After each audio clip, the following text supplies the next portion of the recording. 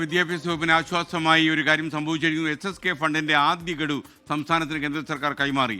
92,41,00,000 രൂപ വിദ്യാഭ്യാസ വകുപ്പിന് ലഭിച്ചു. കേന്ദ്രം സുപ്രീം കോടതിയിൽ ഈ വിവരം അറിയിച്ചതിന് പിന്നാലെയാണ് പണം ലഭിച്ചത്. ഉമേഷ് ബാലകൃഷ്ണൻ വിവരങ്ങളുമായി തിരുവനന്തപുരത്ത് നിന്ന് ചേരുന്നു. പറയൂ ഉമേഷ്. തീരുമാനമാണ് ഇപ്പോൾ ഉണ്ടായിരിക്കുന്നത്. 109 കോടി രൂപയാണ് റെക്കറിംഗ് ഇനത്തിൽ ആദ്യം പ്രപ്പോസൽ സമർപ്പിച്ചിരുന്നത്. അതിൽ 92,41,00,000 രൂപ ഇപ്പോൾ വിദ്യാഭ്യാസ വകുപ്പിന്റെ അക്കൗണ്ടിൽ ലഭിച്ചിരിക്കുന്നു. ഇനി നോൺ റെക്കറിംഗ് ഇനത്തിൽ 17 കോടി രൂപയാണ് ഈ ആദ്യ പ്രപ്പോസലിൽ ലഭിക്കാനുള്ളത്.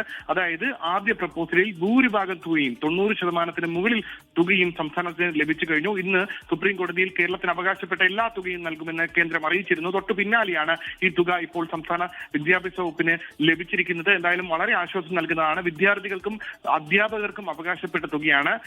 ഈ വിദ്യാഭ്യാസ അവകാശ നിയമപ്രകാരമാണ് ഈ പ്രപ്പോസൽ നോൺ റെക്കറിംഗ് ഇനത്തിൽ ഈ തുക കിട്ടേണ്ടിയിരുന്നത്. എന്തായാലും അത് കിട്ടിയിരിക്കുന്നു. ഇനി തന്നെ ആദ്യഘട്ടത്തിൽ 320 കോടി രൂപ വരെ വിദ്യാഭ്യാസ വകുപ്പ് പ്രതീക്ഷിച്ചിരുന്നു. എന്തായാലും കുറച്ചാണെങ്കിൽ പോലും കേന്ദ്രം അനുവദിച്ചു നൽകി എന്നുള്ളത് വളരെ പ്രതീക്ഷ നൽകുന്നതാണ്. കാരണം ബാക്കി തുകയും ലഭിച്ചു തുടങ്ങും. കേരളത്തിന് അവകാശപ്പെട്ട ബാക്കി തുക വരും ഘട്ടങ്ങളിൽ ലഭിച്ചു തുടങ്ങും എന്ന് പ്രതീക്ഷ നൽകുന്നതാണ് ഈ തുക. എന്തായാലും 92,41,00,000 രൂപ വിദ്യാഭ്യാസ വകുപ്പിന് ലഭിച്ചു കഴിഞ്ഞു. ഉമേഷ്, ഒരു കാര്യം കൂടി, ഇത് PM ശ്രീ ഒപ്പിട്ടതിന്റെ പശ്ചാത്തലത്തിലാണ് എന്ന് വാർത്ത പ്രചരിക്കാൻ സാധ്യതയുണ്ട്. അതും ഈ SSK ഫണ്ടുമായി എന്തെങ്കിലും ബന്ധമുണ്ടോ? നേരത്തെ തന്നെ PMC പദ്ധതി നടപ്പിലാക്കി തുടങ്ങിയ ഘട്ടത്തിൽ SSKയും ഇതുമായി ചേർത്ത് മുന്നോട്ട് പോയിരുന്നു. അതുകൊണ്ട് തന്നെ ഈ SSK ഫണ്ട് PMCയിൽ ഒപ്പിട്ടതാണ് എന്ന് പ്രചരിപ്പിച്ചാൽ അതിൽ തള്ളിക്കളയാൻ വിദ്യാഭ്യാസ വകുപ്പ് ഒരുപക്ഷെ തയ്യാറാകാൻ സാധ്യതയില്ല. കാരണം ഇനിയും കൂടുതൽ തുക ലഭിക്കാനുണ്ട്. കൂടാതെ SSK ഫണ്ടും പ്രത്യേകിച്ച് വിദ്യാഭ്യാസ അവകാശ നിയമപ്രകാരമുള്ള ഫണ്ട് ലഭിക്കണമെങ്കിൽ PMCയിൽ ഒപ്പിടണം എന്നുള്ള നിബന്ധന കേന്ദ്രം വിദ്യാഭ്യാസ വകുപ്പിന് മുന്നിൽ വെച്ചിരുന്നു. എന്തായാലും ഈ ഫ്രീസ് ചെയ്ത വിവരം ഇതുവരെ കേന്ദ്രത്തെ അറിയിച്ചിട്ടുമില്ല.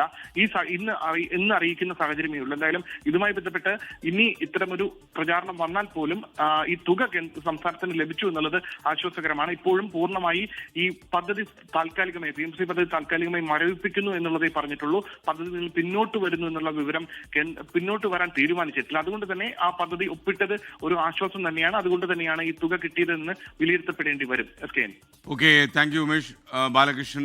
ലോകത്തെവിടെയായാലും ഏത് സമയത്തും 24 വാർത്തകളും ഓഗ്മെന്റഡ് റിയാലിറ്റി പാക്കേജുകളും എക്സ്പ്ലെയിനറുകളും വിശദമായി കാണാൻ ഞങ്ങളുടെ YouTube ചാനൽ നിങ്ങൾക്ക് സബ്സ്ക്രൈബ് ചെയ്യാം.